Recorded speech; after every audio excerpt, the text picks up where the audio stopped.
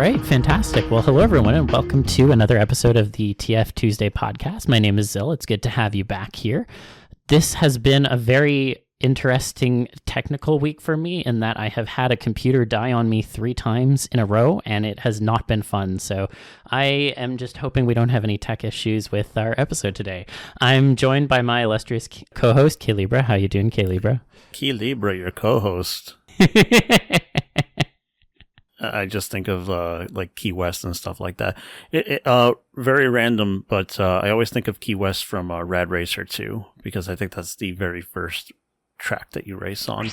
Who's played Rad Racer 2? I have not, unfortunately. No. Okay. Good. In that case, nobody needs to talk about an obscure NES game that I just played, because I don't even know how I got it. Probably somebody gave it to me as some kind of present. I think my first racing game, besides like Mario Kart or whatever, was Need for Speed Underground. I think that was like my first one on the original Xbox. Yeah, it was fun. I don't remember a lot about it other than I had fun. Isn't that the one with the gimmick of the underground street racing thing? So you have that story and backdrop? Okay, yeah, hence the name. Yeah, it's a good game. I mean, so I heard. I think it had a pretty good reception. And I also like it when people give us kind reception by getting into our Patreon, because it's always really, really nice when the new names pop up into the exclusive Discord server, you know? Yeah, we had one recently join, so shout out to Secret Bird for joining the Patreon. Much appreciated. That was a secret, and you gave it away. But it can't be too much of a secret, right? You want people to know at the same time. You want everybody to come and find the Secret Bird and, ponder the existence of the Raisin Room. Oh, of course. I mean, will we ever tell people what the Raisin Room is? I don't know. Maybe you have to join the Discord to find out. So. I don't know if one of us ever feels like telling. Or do you like not knowing? Vote in the comments. Vote in the comments, our patrons. Do you like not knowing or not what the Raisin Room is? You can also send incessant questions about the Raisin Room if you wish. That's true. We do like the questions. Oh, awesome. Well, I'm very excited because we have a returning guest today, all the way back from season 1. Very exciting. So I'm very excited that we have VioletLoup with us today. So Violet, why don't you reintroduce yourself, as it were? Bark, woof, awoo, and all of that. Hello, I'm Violet, resident purple werewolf, everyone's favorite. Hell yeah. I never had a purple favorite werewolf before. Well, now you do. But my favorite werewolf is... What the fuck is my favorite werewolf? Do I even have one? I gotta think. I don't know. I don't like werewolves in general. That's okay. You know, we're allowed to have differences of taste. I'm out of here now. All right, bye. You've wounded like a good 25% of our listening base, Libra. What? I thought what they'd want to do is all bite me. Oh, that's true. That's a good point, actually. That does make it appealing, then. Just make sure that it'll be the last bite you get on me. Anyway, this isn't about me. Please continue, Violet. I am a transformation artist, which is, kind of why I'm here. I do a lot of fun stuff. I'm really bad at talking about myself. That much is clear. I wouldn't say so. Well, you wanted to be here. I assume that, you got something that you'd like to say to people. I think we've got an hour and 45 minutes of a past episode that proves you otherwise. So that is true. I was very talkative on that past episode. And I'm sure we'll get more talkative here. Because, one of the reasons why I wanted to kind of have you back on, not only just because you were a fun guest to have last time, but also, I think there's stuff related to your experience with transformation that we didn't really get to touch on last time. And I think that's the nature of any kind of conversation with someone, because we have an hour and a half, 2 hours, whatever with someone, and you really only get the surface of everyone. There's always more to dive into.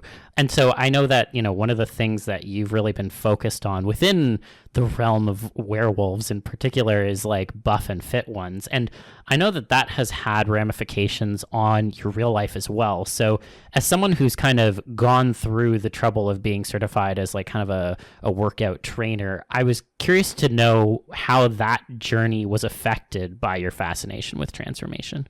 Okay, yeah. So, I talked about it a little bit last time, but that was right when I had started. Mm-hmm. So, growing up, my dad was professionally a personal trainer. So he started me and my brother working out very young.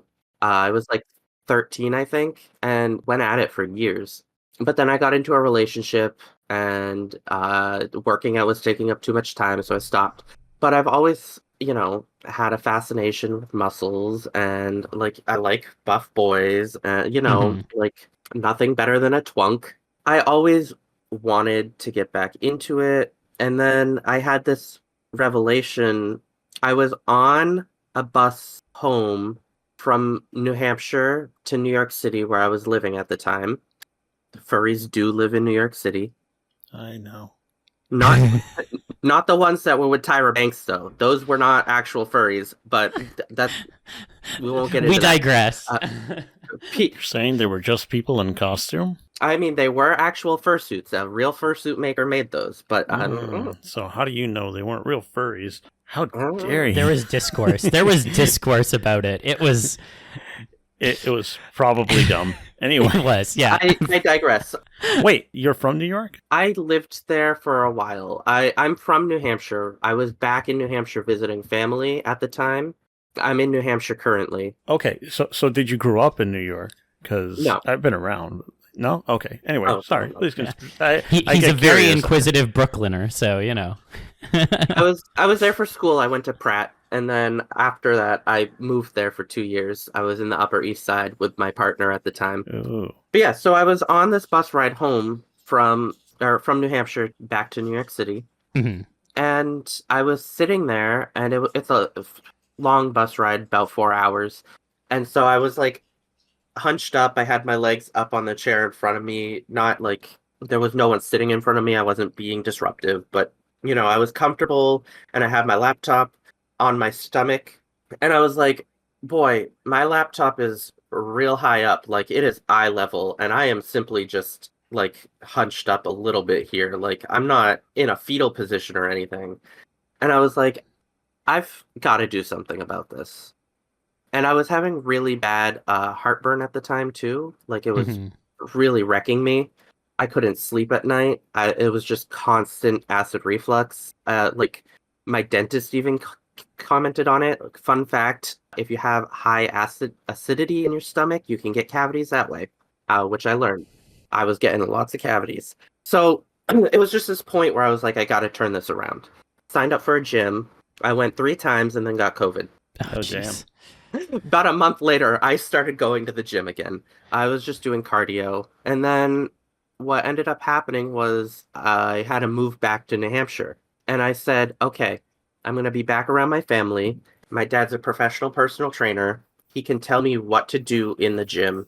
And I'll actually be able to like learn and figure it out. Because when I was in New York City, I didn't have anyone to show me, and I was not paying for a personal trainer in New Yeah. York City. So I was just doing cardio, which helped a little bit, but not Mhm. enough. Fun fact, lifting weights is actually better for you than cardio in almost every aspect. I would not go ahead, but that's not a statement I would go with. Well, what's your take then, Libra? Because I know you also have your own workout. Not to segue, but on that point. You really can't say that lifting weights is better. Cardio is a very specific thing to train a very specific like traits of your body. So if you're doing cardiovascular stuff, you're getting in that endurance and you're actually like building a different set of health. You can't really do that with weightlifting, and weightlifting also depends on what kind of attributes you're also training for. So you can't even say that weightlifting for a certain way or whatever is even better than another. Cardio is like for a different thing entirely. To say that weightlifting is better in every way is just not a thing. And I wouldn't trust anybody who taught you that. Okay, so I'll give you that.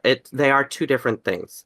What I meant to say, for weight loss and for changing your body, it is going to be more effective than cardiovascular. Mhm. Cardiovascular is going to do better things for your heart health, but not necessarily. It does help with weight loss, but it is actually not as effective as lifting weights. But they are two different things. Because I really started to get more weight loss and when I started to add cardio to my regimen. Before that, I was doing a lot of weightlifting, but even though it was giving me a bit of this or that, that was fine. And also, when it comes to lifting weights, you can lose weight and gain muscle, but you have to take in the right amount of protein, which means like you have to have a regular sustained amount throughout your day with the meals and everything that you take, or your diet or supplements if your diet isn't that good for whatever reason. And then, your body will take the surplus, use the protein, and then you can lose weight and build muscle. But yeah. I don't know. I'm just telling you what I was taught through the ISSA. Like I'm also going through like my own things. Because like I've wanted to change my body too. Exercise, I fell off of it for like almost, oh my God, it's been probably like 8-9 months now. So it doesn't feel very good and I want to hop back on it. But it's something that I do care about because it's made me like change myself. And it's the kind of thing that makes me say, haha, transformation is real. Because it is. Mm-hmm. Yeah. And that's a big reason I got into it, is for the transformation and the turning things around, being more healthy. Anyways, I moved back to New Hampshire. I asked my dad to make me up a lifting routine, and he did, and I followed it for a little bit, and then he gave me another routine, and I think when I did my first episode was right about when I switched over to my second routine. Right. And yeah, so I was fairly new to lifting at that point, and I've not stopped since. And I've gone as far as to now be certified as a personal trainer. And I just got hired as a personal trainer at a gym. Oh, nice. So I'm going to start doing that soon. But a lot of it did stem from the fact that I've always been into, werewolves and the transformation and the muscle growth that comes with that, and the way the body looks when it's powered up like that. And it's, a good feeling to be able to do that for yourself. It just, you're making an active decision to look the way you want to look. And you can't actually turn into a 7-foot tall hairy beast with claws and a tail, but you can get pretty close if you do the right stuff. And getting close is what I want to do. So no, that makes sense to me. I mean, obviously going through like kind of that journey to like change your body from like a musculature perspective is something that's really fascinating, and it's a cool kind of slow TF that is actually achievable that I think sometimes gets a little bit underrated. Obviously, like you said, we don't currently have any werewolf TF techniques. Werewolves hit me up, but I think that it's a way to kind of articulate that TF IRL, and it sounds like you've kind of used that as a way to articulate that transformation that you want to see through the gym and working out, and that has in turn had other benefits on your like mental health in terms of becoming the kind of person you want to be. Oh yes, the way the gym has improved my mental health alone has been phenomenal. Like I still have depression and anxiety, and like everything makes me want to break down, but like it's never as bad anymore. It's genuinely never as bad anymore. Like, there were times before I started going to the gym regularly where I would just shut off. I would be on the ground, unable to move, unable to talk. My partner at the time would be like, what is going on? How do I fix this? And I just couldn't do anything. I would be crying, and it would be for no reason. Nothing set me off. It's just the state I was in. Yeah. That has not happened since I started going to, like, I don't want to sit here and preach, obviously, like, medication is very important. I'm unmedicated, I should be. I don't have insurance. Yay. Yay, U.S. healthcare system. Canada it's too. So lovely. You won't get fucking help. The medication only goes so far. This is true. So, sorry, not to segue you, but just on the point of medication, I also want to add this. People talk about, oh, Canada this, Canada that. Let me tell you something. I recently started going on ADHD medication, which Lamau has made me lose like 10 pounds, but that's besides the point. I got on ADHD medication, and because I have insurance through my employer, it's partially covered, but it still cost me $25, and I was actually surprised by that. And I look on the label, and if I didn't have insurance, they would have fully charged me $175 in Canada. So, they talk about, oh, universal healthcare here. It's not quite universal. I would never say it's like the kind of universal they have over in Europe and stuff. And people are like, oh, grass is greener, blah, blah. And yes, there's obviously benefits to the Canadian system, like not paying at a hospital. But when it comes to medication, I completely feel you. And there are a lot of people who struggle with that up here too. So fuck the healthcare system overall in general for a variety of reasons. But yeah, I just want to underline that because it's fucking bullshit. Yeah, but it's a step in the right direction to like exercise in any capacity. Even 15 minutes a day is going to be beneficial to you, and you should do it. There's no reason not to, unless obviously there are reasons not to. Like, there are obviously people out there who cannot physically exercise. Yeah. But exceptions in any scenario, obviously. Basically, you should exercise if you're capable of it, and it's going to help in little ways that add up, and you will notice. And even if you're not trying to get super buff so you look like a werewolf, or like whatever, it's going to help. Doing an hour of cardio every day made me stop having heartburn so bad I couldn't sleep, and then from there I was able to start a workout routine that has shaped me into a whole different person. Yeah. And I did that for myself. Yeah. Yeah. And don't underestimate how it can make you feel just to see yourself in the mirror and look a little better each time. Oh, yeah. It matters.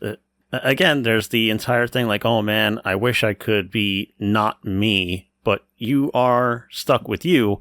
So, but you can change that a lot. And you think, oh, a thinner me, a bulkier me. Some people want to get like bigger and softer. A softer me ain't going to make me high. It will. It can. It matters. So if you can do it, go ahead and do it. If you can look the way you want to look, even if it takes effort, you should make the effort because you will feel better about yourself. Yeah. I mean, there's a good lot of the trans population who, how they look matters to them. And they have to go through like some real shit, dangerous shit too, harrowing stuff.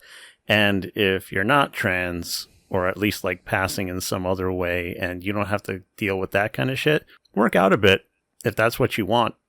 Yeah, I was going to say dysphoria is not restricted only to gender. I mean, the way in which your body looks, you can have dysphoria around that too. And I mean, there's been a lot of conversations, like I think over the past 10 or so years about how like, body dysphoria affects like women and like what they see on like Instagram and stuff, or how it affects like men and like the kind of like buff ads that they get served and stuff that. So it affects everyone at the end of the day. And, there's obviously, like you said, Violet, like there's different barriers to different people, and obviously there's some people who can't, but if you do have the possibility, it can help a lot in terms of not only your physical health but also your mental health. The statement is fine. If you can, you should.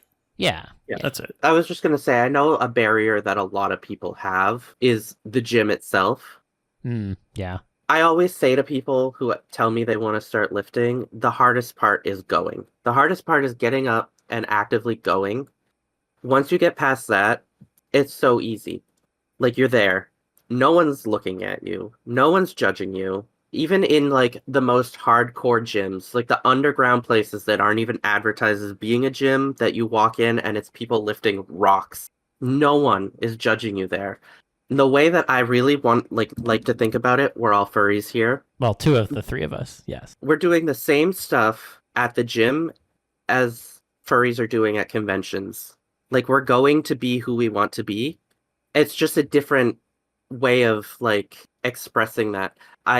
So like when I'm at a convention, I like to joke, like, there was one time my friend was saying like, or complaining to me about how like someone wasn't understanding a social cue, and I joked like, I want you to point out a single neurotypical person in this entire hotel right now. It's the same thing in the gym. It's a bunch of autistic people who want to look like Goku rather than furries. That's what is happening at the gym. No one there is judging Damn. you. It's just they all look a little bit angrier because, Yeah, it just they're not wearing an animal head. I've never thought to compare a gym to a furry convention, so I think that's like taking a moment to process in my brain because I see the parallels. It's just also a funny like comparison to hear made to me. I don't know. It's a different perspective for me Yeah. because you see, because I'm not a furry. So when you're talking about this, I'm like, wow, that's weird. And I never thought of it that way. Frankly, it's a lot of people who like they play or see a fighting game character or they watch an anime or something. You said Goku, but it's like, it's nerds. It's nerds. It's people like me who read Berserk as well, who are like, Berserk mentioned. yeah, I need to be ready for the eclipse, that kind of shit. The people who want to pick up an actual gut-sized sword and swing it at the beach, which I've seen the clips of, and that gets people to do those things. It's very simple. And to the statement of, I want to be on this for too much longer, but in case like the furry convention thing doesn't really add up, in case you haven't been to one, you mentioned the hardcore gyms. Realize that a hardcore gym are people who understand better than like a fair amount of the population that does work out, that you are there to try your best. And if you're looking for help, there may be people who have the ability to do so and just lend a hand. But everybody there is there for the same reason. And if they are hardcore about it, aside from being fucking crazy or something, that's what everybody's there for. So if you are at a gym and there's some kind of fucking mook, then that's the exception to the rule. That's not how it's supposed to be. So there you go. Also, one last thing, if you could do any at home, do it at home. That's what I do. If gym's too expensive, absolutely. impractical to get to, you don't have a car, some shit like that, do some stuff at home. Yeah, I was going to ask like if you had any tips for people who are like leery around the culture around gyms but still want to try and get into that kind of a thing. Oh, absolutely. Yeah. So neoprene weights, I have some sitting over here. I mean, they're a little expensive. I got a set. I have like 8, 10, 12, 15 pounds.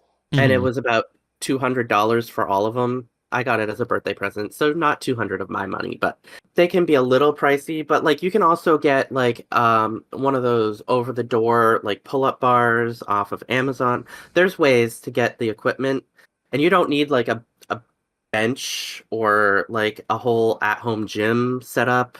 You don't need one of those fancy like rope machines that they sell with like the built-in mirrors and everything. Like there's some crazy stuff you can get for an at-home gym. Mirrors. Yeah, it's a whole thing. Like there's like, Is that to check your form when you're doing it? I think it's almost like Peloton where there's like, it's a smart mirror and you like have a routine and a trainer like in the mirror as a screen. It's a whole thing. That is fucked. Oh my god. All right, fuck that shit.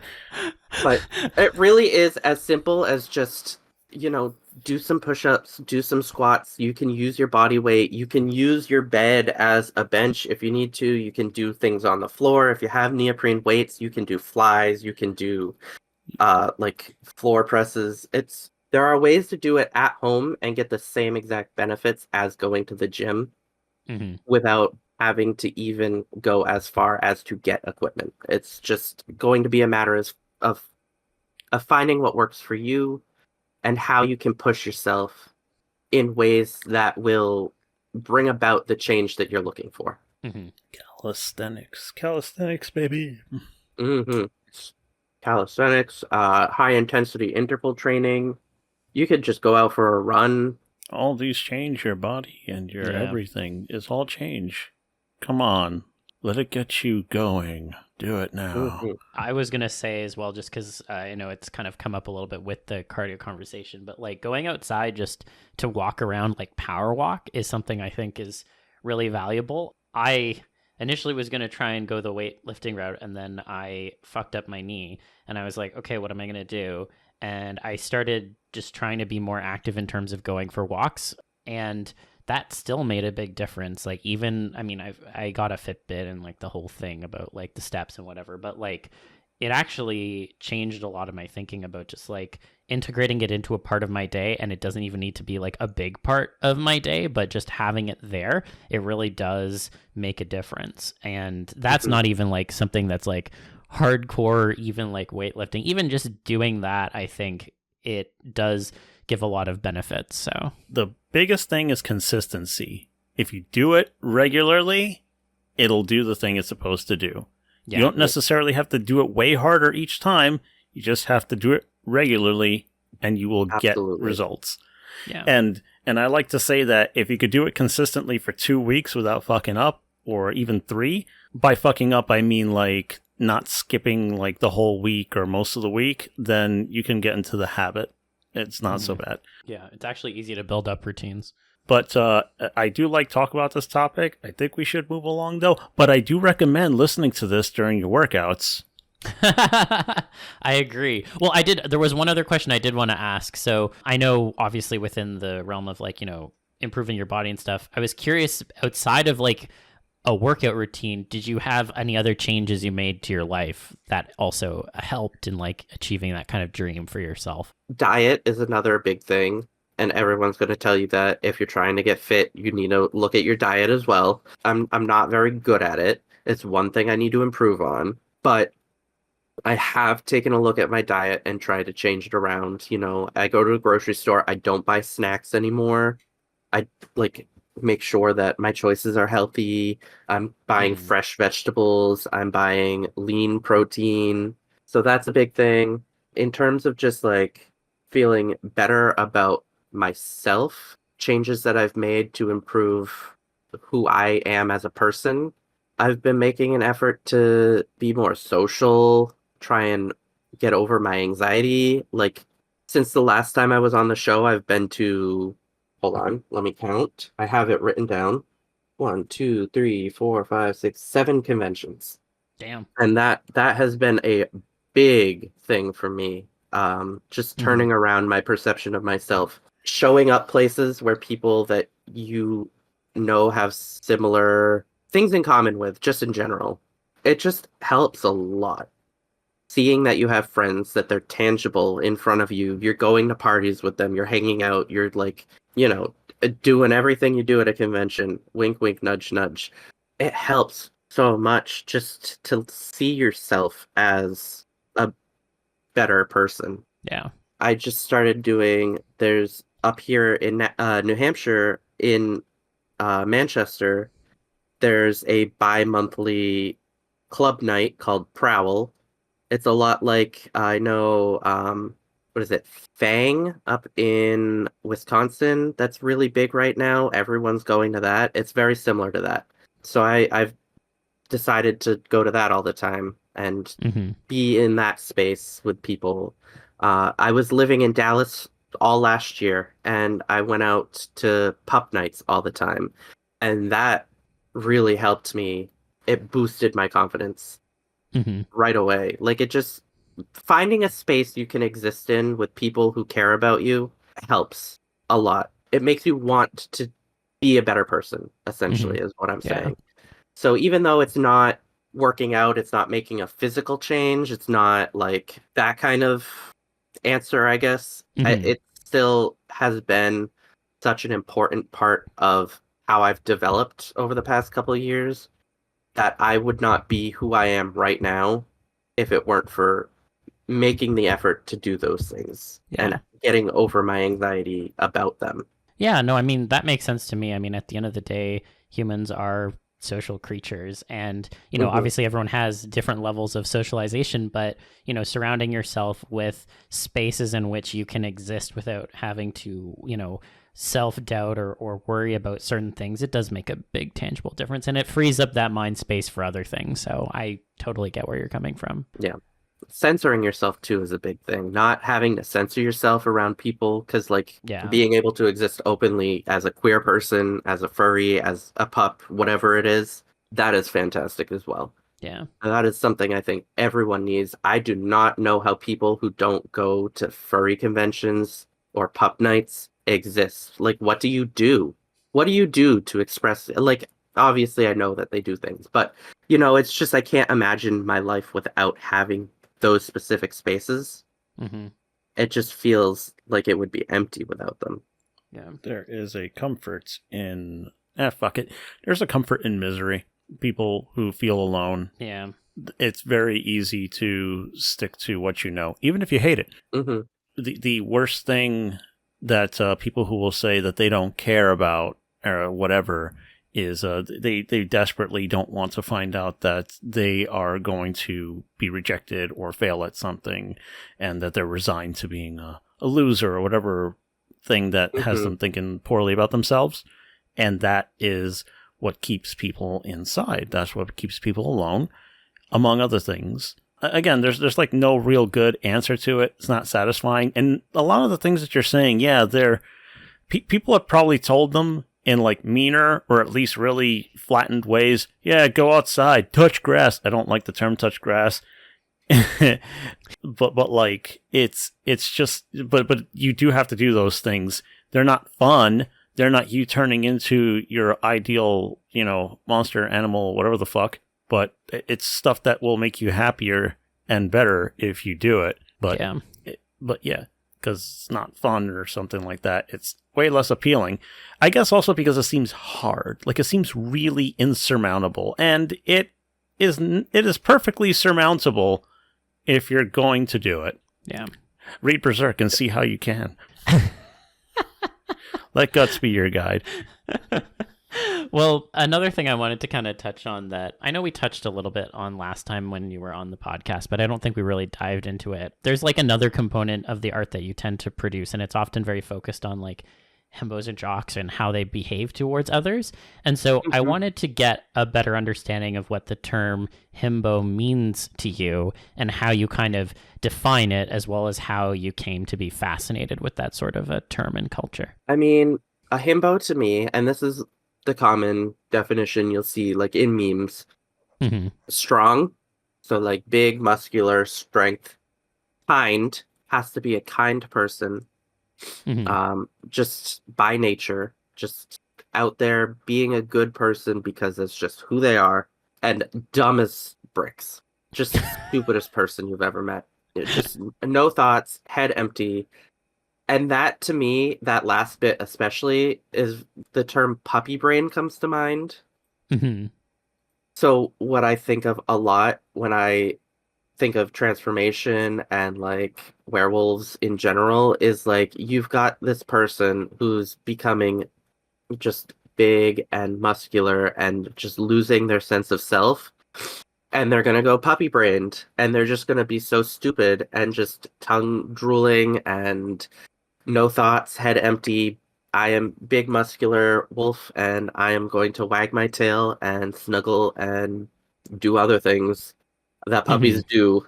I don't know how safe for work we're supposed to be here. Oh, you can just say they fuck. Like we talk about that all the time. So. Yeah. I mean, puppies don't fuck. Well, yeah, sorry. Dogs fuck. Yes, that's correct. Yeah. Human pups might, but that's different. That's a whole different thing. Anyway, sorry, you were saying. Yeah, it's important distinctions that I'm just making because I want to, just because I want to say them, because it's also kind of funny to say puppies don't fuck. You know this, but if you say it, you're kind of like, wow, the words in that order. Yeah. I don't mean to interject, but I'm kind of reminded of there's this comment I see it goes around on like Tumblr every so often, and I feel like it's a really good definition of himbo. It's like, someone who's like, I'm attracted to himbos exclusively. A guy asked me what the Spanish word for tortilla once was, and now I dream of kissing him under the moonlight. Yep. No, it's very that, like, the way that I just want a man who goes to the gym with me and then doesn't have any thoughts otherwise. Perfect. Ideal. Oh, yeah. No, that makes sense. I think that, like, kind of what you're kind of alluding to, and correct me if I'm wrong, but there is a comfort towards being around someone who, is physically large so they can provide physical warmth, but also like emotional warmth in the sense of like being kind and also like not making things too complicated. Would that be correct? Yeah, no, it's very that. It's very like, this is someone who will just care about me and nothing else. Like, I don't know. It sounds shallow and a little selfish to say, but that kind of like this is my person and they just love me. And that's all that they think about. And then they're also worth showing off because, oops, they're hot, you know? Like, Mm-hmm. And do you envision yourself kind of in that position as well? I would like to think so, but I also know that my brain functions too highly to really be the kind of stupid required to be a himbo. Mm-hmm. Um, Although others would disagree, if I can sit and process my thoughts and like put them to words in a way that is not happening in the immediate, genius. You would be like, who is this person? He understands string theory? What? Like what does he do? He's a personal trainer? That doesn't make sense. But it's Mm-hmm. because yes, I can process string theory, can't do the math involved. Can't tell you what the multiplications are. Hypotenuse? I don't know her. But like, I don't know. I just It sounds like maybe there's also, and I've touched on this, I know personally myself too. Sometimes, especially people with anxiety who like the brain is thinking all the time. It's like there mhm, is a grass is greener towards like having less thoughts, like not every having to that. deal with Every all this that. stuff all the time. And so there's like an aspirational quality to that as well. And I think that's where the transformation comes in because it's like, boy, would it be nice like Hmm. to just turn into something that doesn't need to think. Hmm. Yeah, It's it's yeah. I feel like that's a common thread amongst a lot of people. Particularly, I find people who like often gear themselves towards feral TF. I think that's always a big draw, like the loss of intelligence. Sometimes it's oh, I don't like thinking so much as myself, so this is a way to like kind of express that. But I guess it's interesting because I find most people in TF who like that will go towards feral, not so much towards like anthro TF, but like and still being like sentient but just being dumber. Like there's a bit less of that outside of like I don't know, there's like specific species obviously of like like fictional creatures like orcs and stuff where you see that come up, but Mhm. like again, majority of people I find in terms of like enjoying intelligence loss gear more towards feral than they do like anthropomorphic of some variety. I think for me, it's personally just because it's like I'm attracted to the himbos, Hmm. and I want to be what I find attractive. So that's where it comes in, where I'm like, yes, I'm going to turn myself into this. Like you said, the word jock, and I know we've talked about it before recording, but like Hmm. I don't consider myself a jock. I don't consider myself part of that culture, but it's very like adjacent, I guess. It's Hmm. very like you look at the jock stereotype and it's like just a dumb muscular guy who bullies people. Like it's missing the kindness aspect. I think that's the important distinction there. But like just turning myself into something that is appealing to me. I think I just lost my train of thought. I think I just That's okay, it'll come there it back. went. Well, it looks like you're on track. Yeah, no, look, it's happening. It's happening. Witnessing it live on broadcast. I have become the himbo. My brain stopped functioning. Okay, I remember where I was going. Sure, go for it. It's jocks were always appealing in like high school and college because they were the ideal. They were the ones that everyone looked to as like this is what everyone should aspire to be because media forces you to look at them as the popular guys. They are the ones on the football team, and the football team gets special privileges at school, and like everything just points them in the direction of being better. So there's that aspect, and then into adulthood where it's you're not in a school setting anymore, and it's not really like jocks aren't really a thing. It's more like just people who play sports professionally. I don't would you consider them jocks? I guess you would in a I feel way. like they But become athletes at that point. Sorry, Libra, you want to yeah, say no, something? they're athletes, but like Jock has a very specific like it's like a cone of expectations and traits. So mhm, jock is generally negative. So when you say the kindness is missing to the word jock, because that's on purpose, yeah, because jocks generally are, when you say they're like, oh, they're stupid but they're not kind, yes, because they're like thoughtless and inconsiderate. And what they're interested in is themselves and their own successes and whatever it is that you're doing. And typically it has to do with anything physical. So that's generally what comes to mind when it comes to describing a jock. But I mean, a himbo I wouldn't even necessarily say that a himbo has to even be muscular. They just have to be somebody who's conventionally attractive, like extremely conventionally attractive, and also just seems nice, but also kind of dumb. Could probably be taken advantage of, all that kind of stuff, kind of coasting through life and that kind of shit. But yeah, jocks are a very particular kind of like term to use for people. So yeah. Yeah, and they're definitely evocative of like high school, college settings, I think. Whereas, like I was kind of saying earlier, like I think once people get past that stage of their life, you just kind of become either an athlete or like, oh, you're like a gym rat or something like that. It's not really like a jock thing per se anymore. Yeah. I've toyed with the idea of like jocks in my transformation work before. Mm-hmm. And I don't know, it doesn't hit the same.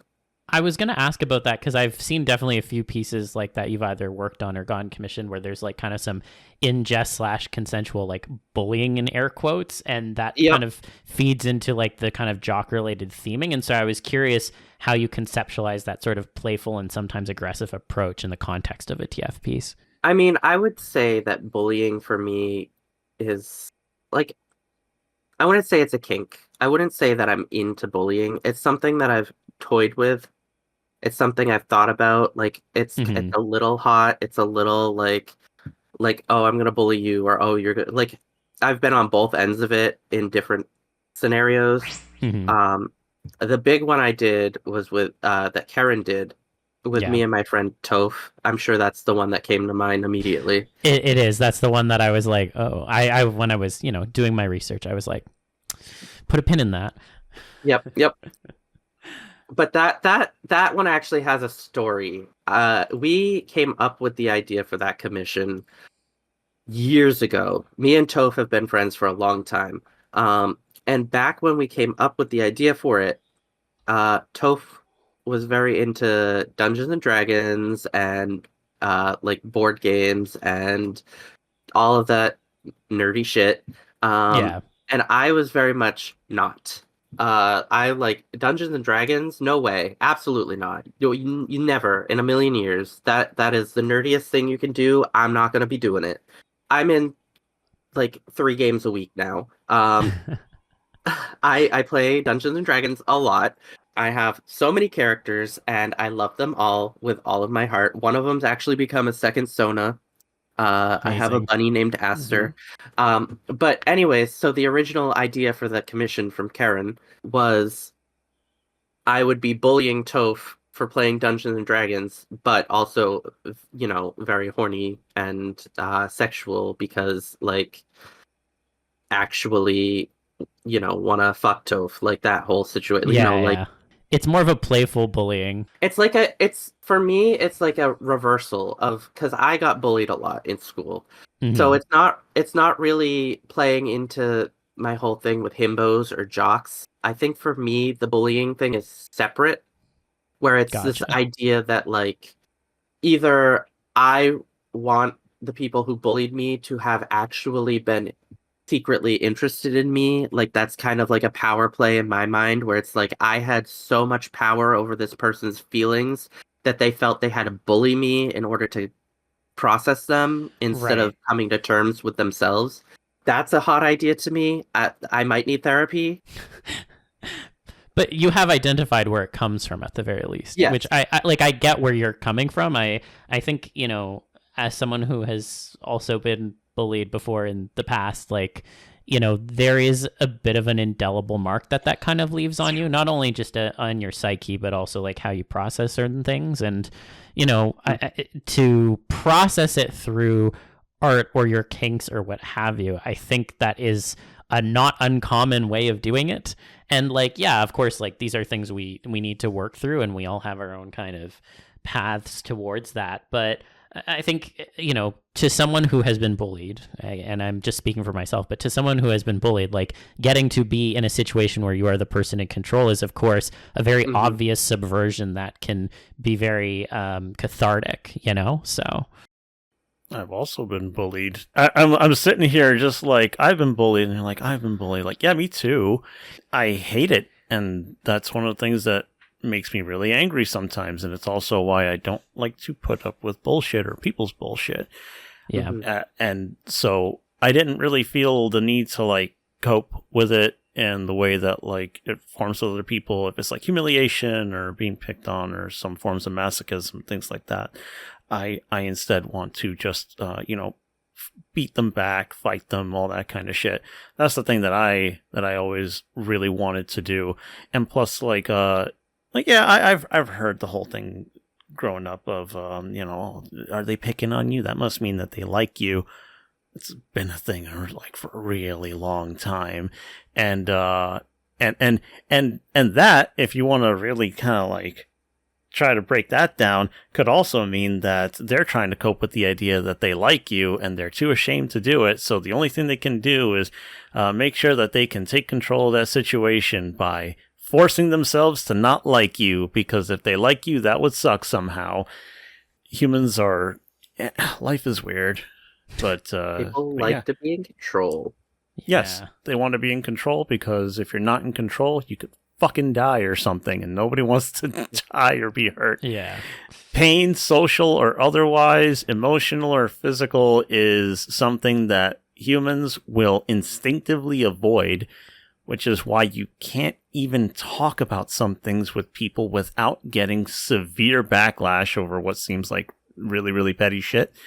And Yeah. there's plenty of examples, and you'll start to realize that if you weren't aware of that, you'll start to see it when you pay a little bit more attention now. But Yeah. I fucking was picked on a bunch, especially because I grew up like fat most of my life or something like that, or if I was just something, there was just a bunch of things that people would pick on me for. People always hated it when I fought back, and then teachers and teaching staff didn't like me when I didn't want to put up with their bullshit because I felt they were being unfair. Yeah. That's the classic thing of like, oh, you literally were getting like physically assaulted, so you defended yourself, and now you're somehow equally at blame. It's fucking... Oh, but it goes farther than that, because I've been in some fights, and I told Zill about the story where somebody hit me with a trash can. Yeah. That would be for another time. If anybody wants to know, just ask. But but an example of that wasn't necessarily me fighting, but so much as if I was behaving badly, I would be the one that would be approached. An instance was me at a library talking to like just a buddy I would hang out with, and over like 10 feet away were like 3 or 4 other kids that were talking way louder than me, but the librarian or whoever the staff would come up to me and tell me I'm talking too loud, and I'm like, what about those guys over there? And it built up into this whole thing where I got taken to the office, and eventually I got taken to the dean, and I'm just like, the fuck, guys? Yeah. You didn't tell them shit. Well, one other thing I also wanted to mention, on this topic of bullying, in that dynamic, oftentimes, at least in the pieces I've seen, you're often the bully or dominant one. So do you ever toy with like being the other person in that interaction, or is that like too close to home in terms of like your life experiences? I've played around with it a couple times. Mm-hmm. I like the idea of someone like teasing me lightly. Actually met someone recently who was very good at it. It wasn't an artistic situation. It was a in real life situation, and it that was a good time. So I don't know. I think it's just I like in artwork where it's an idealized version of myself. Mm-hmm. I like to be put into that position of power. I don't like saying position of power, because it's not a power fantasy. It's more of a like, no, maybe it is a power fantasy. Maybe I just need to come to terms with that. Mm-hmm. It just feels weird to say. Yeah, I mean, I think there's also like a stigma, I think, around like saying sometimes that you're into like that kind of like power, because I think there's like this dual-edged sword in our culture to some degree of like, oh, you should be aspiring for that, but you shouldn't say it. You know, it's Right. like that very weird sort of stigma that cuts both ways. And so I think sometimes it's difficult to articulate, even if that is objectively what's like maybe going through your head. I think a big part of it is like like in my artwork, in the artwork I commission, I am a big werewolf, and of course I'm going to be intimidating and large. And like, what do you do when you're intimidating and large? You hulk over someone else, and I'm a top, and so I've got to like, take my prey. Like it's all Yeah. the little situations roped into each other. And there's power play, like reversal of from being bullied to being the bully, like that idea of like taking the reins in that situation. Like it's a lot of things that Mhm. kind of connect. In real life, I am, shy and anxious. So it's kind of like I like when people kind of toy with the idea of bullying me and like teasing me, and never too far. I'm also sensitive. I am also someone who does not like when people hit home too hard, and that's happened a couple Mhm. times, and I've had to be like, "Whoa, okay, let's chill." Do you ever find that the whole, bullying thing is really just to push you out of your comfort zone in a way that you wouldn't get yourself to do it? I think probably, honestly, I think that's what you just said definitely resonates with me. I I am very see. much, yeah. Because the common thing I see in transformation is people who, or even just like furries in general, Mhm. they want, like, I wish I could be my character, or if I were to turn into whatever, then I would be that. Yeah. And then they want the situation of it being forced on them, or this or that, but it cannot be their choice, because making the choice is probably terrifying. Yeah. Right. And so then when you have somebody forcing you out of it, this is like the same kind of thing that goes with people who are into like zombie apocalypse, when they think that if the zombie apocalypse come, or if society crumbles, I'm going to thrive, I'm ready. What you want is for a better version of your life where you feel you finally have control over it. And if that means taking away your agency in some way or uprooting your circumstances, you'll take it, because doing it yourself either is not possible for some reason, perceived or otherwise, or you simply are too scared to do it yourself. So that's why I asked the question. Mhm. Yeah, I think what you just said there about the removal of agency is a big thing, because Yeah. I think it's very much the idea that like, if I turn into this thing, maybe I won't lose total control, but the inhibitions will be gone. And Yeah. Uh-huh. that's important. No more inhibitions. Yeah. Oof. People drink and they do all kinds of shit for that reason, because the inhibitions are incredibly strong. And you're like, what does this have to do with transformation? You just got to think about it a little bit. It's Yep. it's a pattern. I see it with so many people. So many People people. just want to be relaxed and be able to be these wild animals. Just going back to the previous episode where we bring up what was said about the what was it, like, being among a group of people who want to be changed. Oh yeah. There yeah. are so many of them, and I'm not one of them. But I'm just like, what the fuck, dude? Everybody's just like, yes, please, yes, please, yes, please, yes, me, yes, me, yes, me, yes, me. And I'm here like, am I fucking weird? What did I step into? Mhm. I'm supposed to be in this crowd, but I really don't feel like it. It's like a whole other fucking world sometimes that I'm looking at, but I'm supposed to be part of it. Yeah.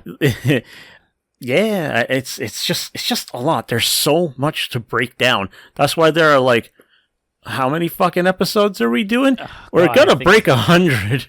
Yeah, I think we're at episode 84 now. So yeah, we've been doing this for a while. And you're right. I think like there are so many things to break down. Like I think this has been a really interesting conversation about it. I genuinely find that when it comes to like being like someone who wants to see just like other people change, or like someone who's like yourself navigating the complexities of like wanting to be like the dominant person and like aspirationally looking towards that despite being different in person, like there are so many different types of people that come into this space with their own kind of backstories and unique lore, as it were. I love calling it lore because, you know, DM.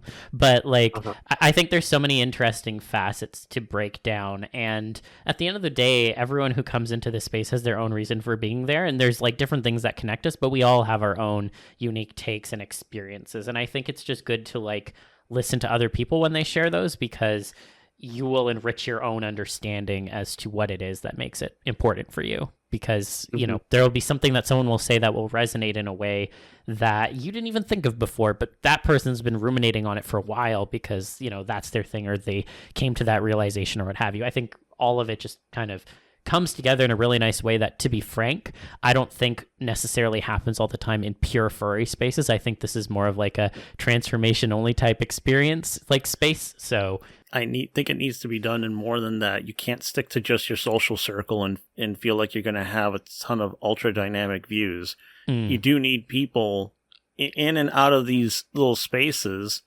or even ones that are like on the periphery of it, to talk to. That's how I was able to expand on like my horizons with the stuff. That's, you know, when I mentioned in previous episodes that I got other people into it or more into it, and they bring some interesting shit to me, and they also make me question like, well, what is it that I'm doing? What am I really enjoying here? And that comes from like other places. No, it's not a joke. Fuck it. It's like I called like the transformation community or fandom like socially incestuous, because it's like there are some people who absolutely refuse to deal with anybody who isn't there, or rather they don't want to really be themselves in front of anybody who isn't in the space, and that just like, what the fuck? And then they end up feeling like alone and weird and like ultra different, like too different to ever have even like a meaningful friendship, or even a relationship, a romantic one, sexual one, whatever the fuck. Like they won't do it because it has to be in this, and it's so fucking bad for you. Yeah, you need exposure to like different kinds of people and different experiences. And, you know, obviously furry conventions in a weird way are kind of helpful in that you could be interacting with like non-TF people who are probably going to be more understanding, but also like outside of that as well, like, you know, it's important to build connections outside of just those two communities, because like Libra said, you know, there are other people who may be at least receptive and, you know, interested in it, not necessarily because they're particularly interested in anything, but because it's important to you. And like, they may also share with you other interests that you may then discover through them. Like it's, like Violet saying at the beginning, hey, if you go to the gym, here's what you can expect. If you're scared about it, the gym isn't going to be loaded with furries all the time that you know of. But you know, you could even be like, you know, dude, sometimes I get this like idea where like I like I'm just turning into a fucking werewolf because I feel like I'm just turning into a fucking mad beast, you know? And it's just like, you know what? I can get that. Yeah, man. Like fucking wolf out, you know? You can get that. And it's a connection, and it's fine, and it's good. And that comes from outside of the stuff that you're probably think that you only fit in here, you know? Yeah. And that's how you build a pack at a gym. Fuck yeah. No shit. Tell me that's not true, Violet. Tell me that that's like, it's not like the little thing. You're like doing a thing and somebody comes around and be like, oh, what do you guys do? And then it builds up that way. I feel like lately I've interacted a lot less with transformation specific spaces. Mm-hmm. And like just more general furry spaces. I have a lot of friends that are just furries. They're not transformation fans. They're not artists. They just are furries. They have a persona. They go to conventions. They party. They have a good time. And I think that has been more like enriching to me as someone in the community than it has been like before I like started interacting with like I've met so many people, and it has been just eye-opening in so many ways. And you kind of learn that even if someone doesn't have a transformation fetish, that probably at least furries still want to transform into their persona. Like it's an idea Yeah. that's hot to them at least once. Maybe they don't have a fetish for it. Maybe they're not here like getting transformation art, but everyone wants to be their persona, and they will do what it takes. So like, there's a lot of connections to be made. Yeah, and I think the key point there is that you've met a lot of people. I think it's just meeting new people, meeting lots of people. Like, these are all things that are enriching just from a Yeah. purely human level. It's always good to socialize and stuff. So Yeah, and by the way, you're not necessarily failing if you're not making friends with every single one of those. Yes. That's not expected. The really good, long-lasting friends, all that shit, that happens rarely, occasionally, but it is nice to have some fleeting good experiences with people that you just happen to meet. That's why I like talking to waitstaff at restaurants and cashiers and, anything like that. It's good. It feels good. yeah.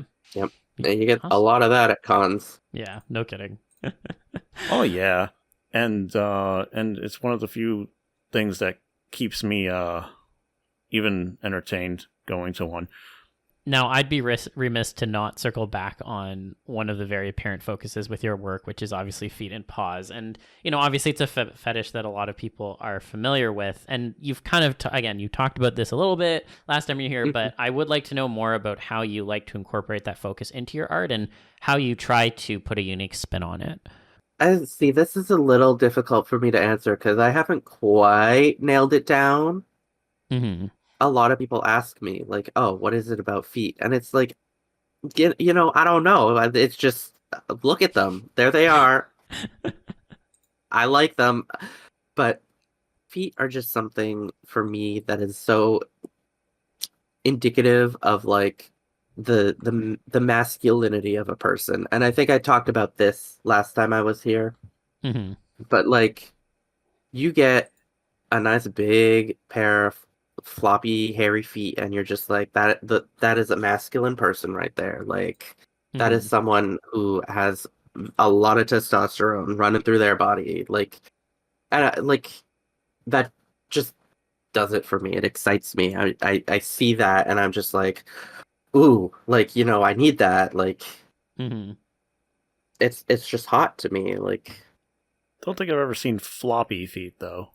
I don't know how, like, the way I would explain floppy feet, it made like long toes, like just like bunny or like roof feet, maybe. no, not in terms of furry art, but like, Gotcha. I think that it's a proportion thing. Like, some people have like big feet, but they have like really big ankles, and it just kind of proportionally doesn't work the same way. Oh, I think it's just a like a proportional thing. So long. It's hard to explain.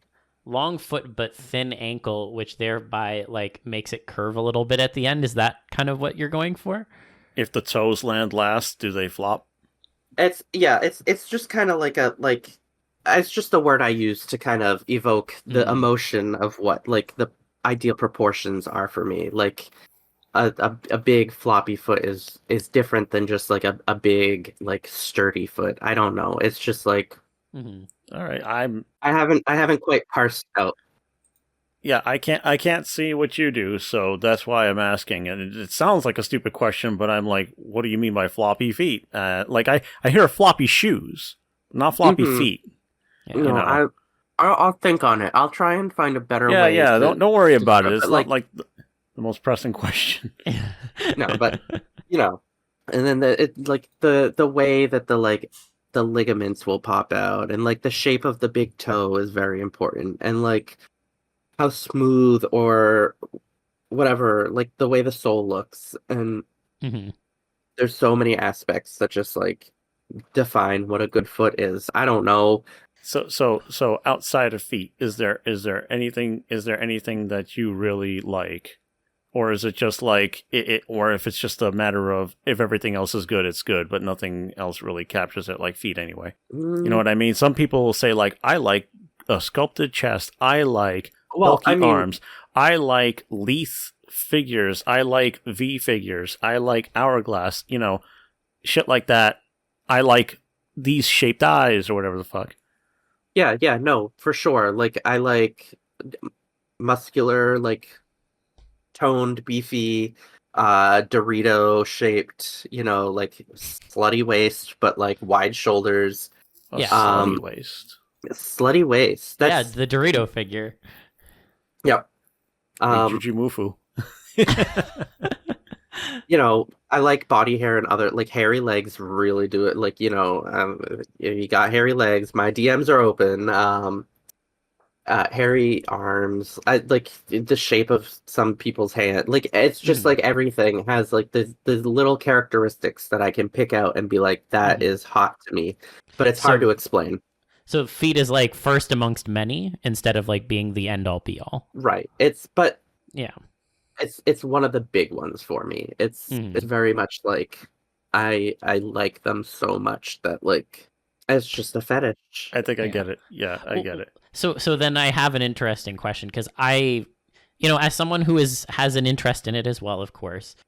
Deeply ironic because I have disproportionately small feet, but that's another story. We'll get into that. There's obviously people I've encountered who are like only into feet and not paws, or vice versa, like they're only into paws and not feet.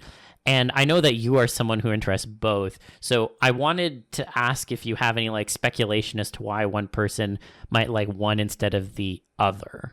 I think in terms of like paws only people, it's very much like a cute thing rather than an explicitly sexual. Like I think a lot of people who are only into paws are like, oh, I like the beans. I like, that like that they're big and fuzzy and like they're very different looking from feet and a way they can be separated. And I think that separation is enough for some people where it's like they can just look at them differently. And I think a lot of it's like it's like paws are cute. They're very like they're big and fluffy and have beans and little claws and they're snuggly and you can like whatever. For me personally, the thing that makes it both is explicitly related to my transformation fetish, where it's like they are feet. They like you have feet, they turn into paws. Like they are one and the same. Paws, feet. It's just feet are what will become the paws. Right. Paws were once feet. Like it's just they're so interconnected, and because I like the transformation aspect, I like every stage in between. That part is interesting to me though, because you have an appreciation for both the before and the after stage, whereas oftentimes I find, if someone's much more like preference towards paws, it's often because, well, I don't really like where I'm starting. I want to go to the destination. But in your case, you actually like the starting point as well. So you kind of find an appreciation for both and have clearly made that kind of connection in your brain. It's like werewolves for me are like one step further than the ideal, if that makes sense. It's like you have the ideal human, and then we can push it further. Oh, and I see that what for you're saying. me, Yeah.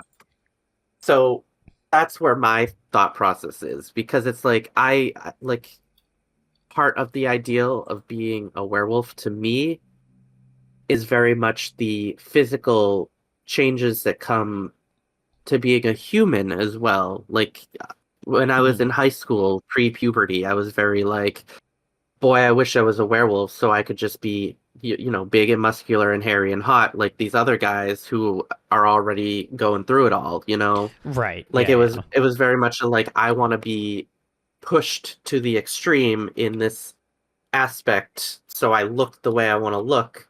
And then there's also the bonus of being a big monster, like with no inhibitions once a month, Right. So that's why feet and paws for me. But obviously that's my personal connection to it. Yeah. So like I see the people who just don't want human at all and are like, I just want, and that's where I've come from, where I'm like, a lot of furries would like transformation as a one-time thing. A lot of furries would want to become their persona and would be very into the process of becoming their persona, but going back probably isn't what they want. don't want to go back. Yeah. So that's where I can see people who are like, just pause, please. Like, just give me the bappers and I'm good from there. Yeah. No, that makes sense. Do you ever feel like there was a time where incorporating that focus on feet and paws into a piece actually kind of detracted from the themes of the piece? And if so, what was the situation? And if not, do you ever think it would ever come up? Personally, I don't think I've ever done any artwork where it has. Most of the people who commission me because, they are also into pause and transformation. Like, they know what they're getting kind of situation. Yeah, of course. But when I do art for people, like, I have the occasional commission from someone who's not in it for the transformation. Like, they just like my art style and are like, can you just draw me? Like, I did a piece for my friend Inferno, who I don't like, as far as I know, I don't think he's into transformation at all, but he just wanted me to draw him playing the bass and smoking weed, and I was like, all right, I got you. In that case, I think obviously focusing on I think he's a little into feet too. He sent me feet pics before. So probably, but I get where you're going with this. I mean, people send me things that they know I'll like, even if they're not into it. I do the same thing for my friends. Yeah. But like, the purpose of the piece was not to focus on the pause, and I think, even though I give them a lot of attention, it's definitely that, like, oh, you can tell what their fetish is kind of situation. I still know when to reel back on it, and I think that's important. I do have a friend I've drawn before who's just straight up not into feet at all. It's really funny. Whenever we, like, meet up at conventions, he's like, just don't touch me with your feet. It's Oh, I see. There's a repulsion.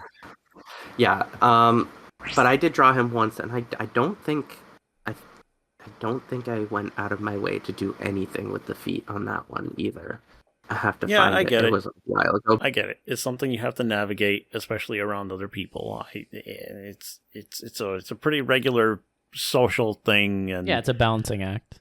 Yeah, I found it, and it was just, But yeah, that's so fine. I'm very good at knowing when to do it and when not to, and generally people come to me because they want it, and I'm good at providing. So yeah, but I don't see it ever being a problem, and I think that if someone thought it would be enough of a problem, they wouldn't commission me anyways. Yeah, or they would tell you, I guess. So, yeah.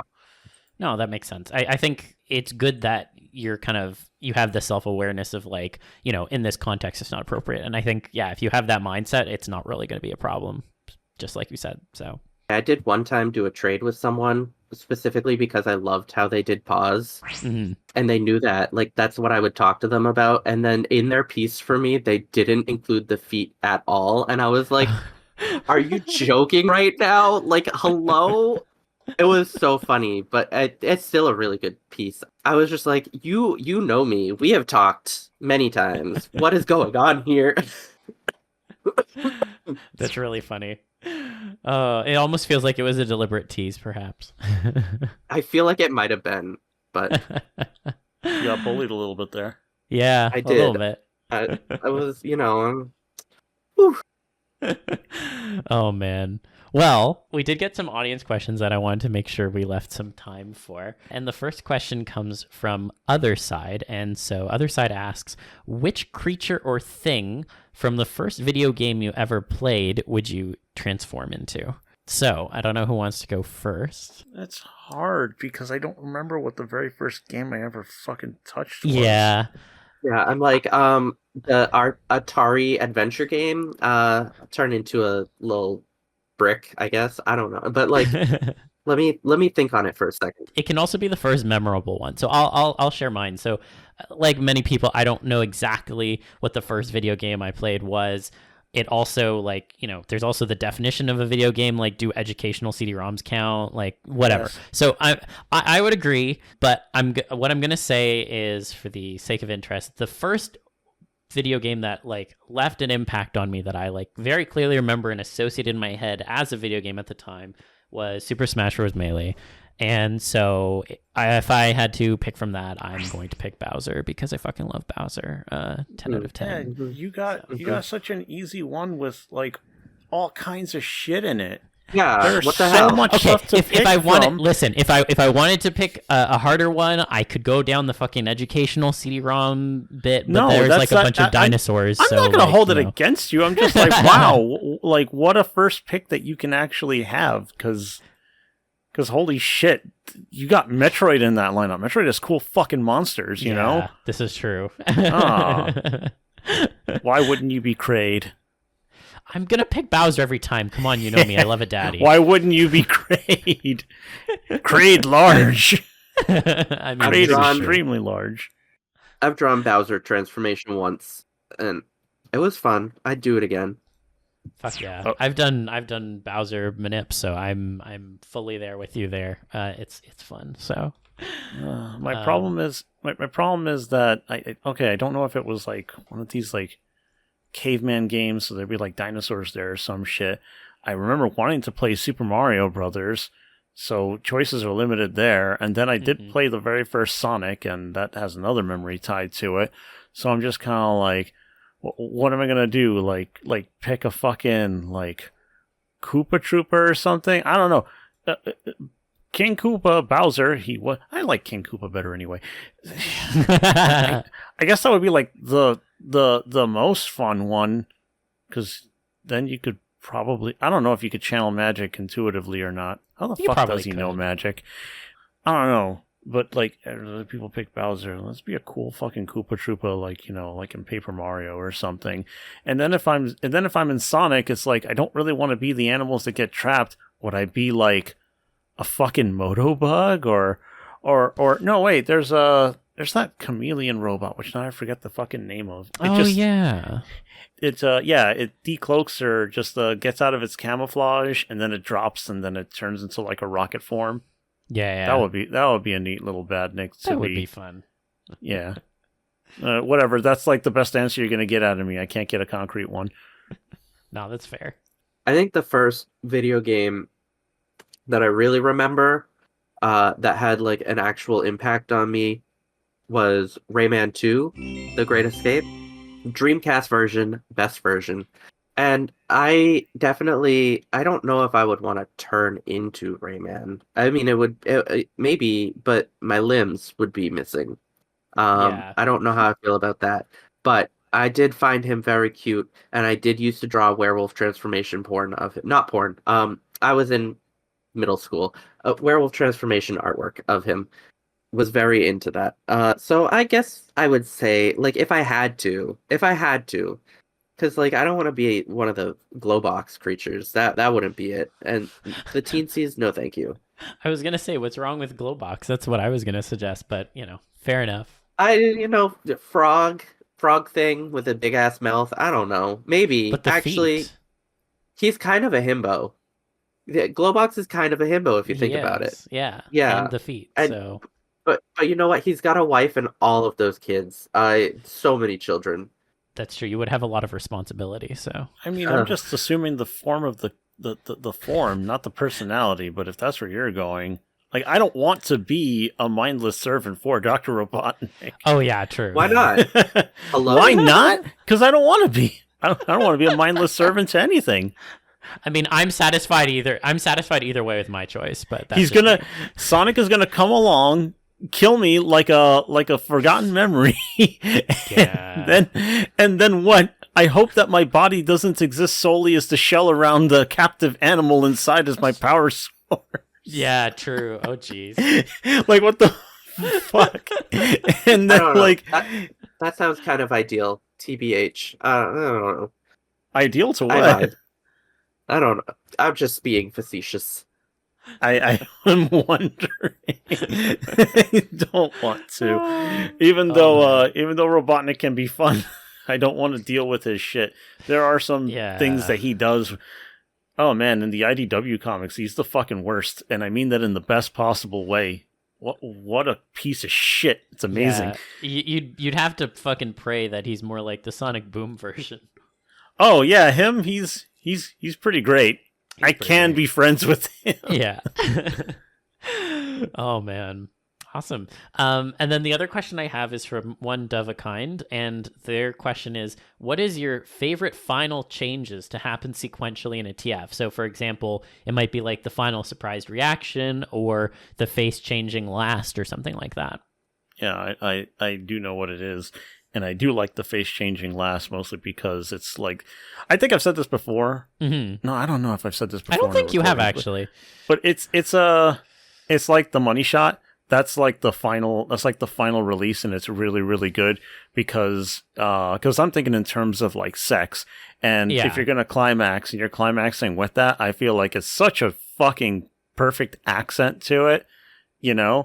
So plus I like people faces, and I get to have that for longer, and yeah, that's how it fits in with me. So I mean, I wouldn't necessarily do it every single time, you know. I do things in different orders depending on what I'm feeling on the day, but that's what I think of. I like the face to go last. I like it to go because it's like the final great satisfaction, you know, and that's what it is for me.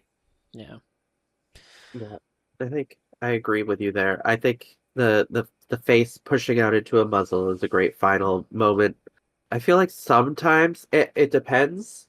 It really depends. Because it could go very early on, but I think sometimes the tail burst being the last thing can be really juicy, depending on who's doing it.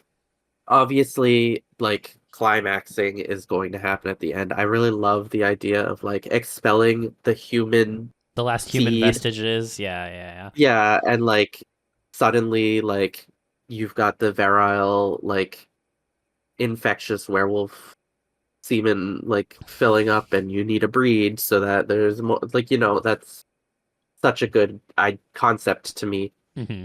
So I think those would be like my ideal finishing moments. Also the change in the state of mind, because I want someone to like be concerned about what's happening as it's happening. Mm-hmm. And I want that to slowly become like pleasure in what's happening, but then right at the very end, I want that to snap into the new mindset kind of thing. The like I have to breed, like Mm-hmm. Like you're the finding base instinct. like this is like, oh, this is very horny, and then boom, time to share it. Yeah. No, that makes sense. I was gonna say mental changes being the last one for myself too. So I'll mention that, but I'll also mention, and this is of course context dependent, but one of the things I really enjoy, and this I guess is more TFs where there isn't like a bunch of mental changes, but like when the TF has like finished, the person is like, oh shit, I have to go to work still or something. Like it's like something that's kind of a little bit humorous of like, oh, I just destroyed my bed frame. Shit, I'm going to have to buy a new one. Or like, oh, you know, I just like, because of like what was influencing me, I like ate everything in my fridge or something. Like, how am I gonna refill my groceries now? Like, you know, cue laugh track. I kind of find that really funny, and also like it's a really nice little I guess pull back to reality in a sense at the end of a transformation, in the sense of like, you know, yes, this is all fantastical, but let's just pull it back, you know, pull it back to the ground and add a little bit of realism at the end, in terms of like, yeah, you know, if I did TF, I probably would immediately be like, oh, but like, how the fuck do I do my taxes or whatever the fuck? You know, like, it's something like that I find is deeply amusing, and adds a nice little layer to a lot of transformation stuff. So I'd say that. I will say, a lot of ways people express that aspect, though, is with the, oh, I really like that shirt, though. And that is such a cheesy line. Like, oh my God, stop it with that one. We don't need that anymore. But what if I did TF wearing my favorite shirt and I ruined it? I would be devastated. Okay, well, you know what? Fair. It's just it feels like it's the one that people go for, and I guess it's because it's easy. It's like, oh, what's the immediate like reflection on the situation? But it's just like, I feel like we see it so much. It's also supposed to be petty. By contrast of everything else that's happening, losing your clothing is one of the things that should be at the bottom of the list, but you're just like, my shirt, my shoes, my favorite headband, my glasses. all that kind of My shit. glasses. I can't be seen without my glasses. Yeah, without my glasses. It My actually glasses. this sparked something funny in my mind. So I commission Aegis a lot, who we had in season 4, episode 5, and when I initially started to commission him, the picture that I sent as like a reference had me wearing my favorite shirt, which is yellow. But I barely own yellow shirts. Like I have 2 in total. And so a bunch of my pieces were me TFing while wearing the yellow shirt. And I didn't really like think about that at the time. It's not like a part of the piece per se, but whenever he'd like show me the draft, I'd always kind of chuckle internally because I'd be like, oh, but I would be sad about my shirt. So that kind of sparked that thought. It's a funny kind of little tidbit. So Priorities. Yeah. But yeah, that was all the questions I think that we had from the audience. I don't know, Violet, if you had any questions for us. Feet or paws? I'm gonna have to go with paws. I think if I had to really pick, I would pick paws. It was funny. I don't see it as I mean, definitely can be an adorable thing. I definitely also see it as more of like a charged thing. But again, that all depends on the context of the piece and what you're turning into and stuff. I think for me, when I think about, like paw TF and something I would pick over something else, like I think about the very like unique kind of animal paws. Like that's why I mentioned Roo paws. I think frog feet are really cool. TFs where you lose them are interesting. I find that I gravitate towards the kinds of paws that are just so different from like human feet. So it's that like extra level of separation that makes it really interesting to me. I like both though, but yeah, I would pick paws. Mm-hmm. How about you, Libra? Pause if I have to pick one. Because I'm a monster fucker. I'm not just like super interested in it, but I mean, it's just one of the little things that you could see. I don't know, if something steps into frame and it's just like, oh, and then you see the rest of them like, oh, so you're pretty fucking weird, and that's fun. Again, it's like the order thing. Sometimes feet changes, can really vibe with me, and it's just because I think of how that's going to change like the silhouette and the posture of somebody. Yeah, and it depends on the kind of feet that they're changing into and stuff like that. So yeah, also like feet changes are like one of the more like really obviously drastic things that you could see. Yeah, and I like seeing big contrast between forms. So yeah, that's it. But I mean, I'd have no specific interests on any given day, but that's my pick if I got to pick one. Yeah. All right. Yeah, I think that's solid. Awesome. Well, thank you so much, Violet, for coming on the show again. I really appreciate it. It's great to have you back. If people are looking for you online, where can they find you? All right. Well, I can be found on X at VioletLoup, VioletLoup, no spaces, no underscores or anything. Mm-hmm. I don't use it a whole lot anymore, except to advertise OnlyFans. You'll see a lot of look for his links OnlyFans. from there. Do that too, Yep. guys. Yeah, if you're interested. Just did a lot of fun stuff at A&E. Anyways, and then Blue Sky is where I really exist now, and that's just going to be at VioletLoup, same spelling, .bsky.social, just a generic Blue Sky. Yeah. And those are the 2 places where I generally exist the most. Mm-hmm. I sometimes post on For Affinity still. That's where I'll drop any art or commissions. I wish they would let me change the name, because I've had it since I was like 15. But that's going to be JustyWolf96. So you can find me there. And I also just got a fursuit, and I've tried making some TikTok content. So I don't know if that's going to be a thing. But if you want to find me on TikTok, it's also going to be at VioletLoup. Nice. I've done a couple things, but I'm gonna see if that becomes a thing. Yeah, it's a great fursuit. Media empire. Yeah. Awesome. Yeah, it's a great fursuit. So I look forward to seeing it at some point in person. Yes. Shout out to Bane Dingo for that fursuit. He is amazing. He's so talented, and he's not very big yet, so if you get in now, you'll get your suit real fast, and it is very high quality.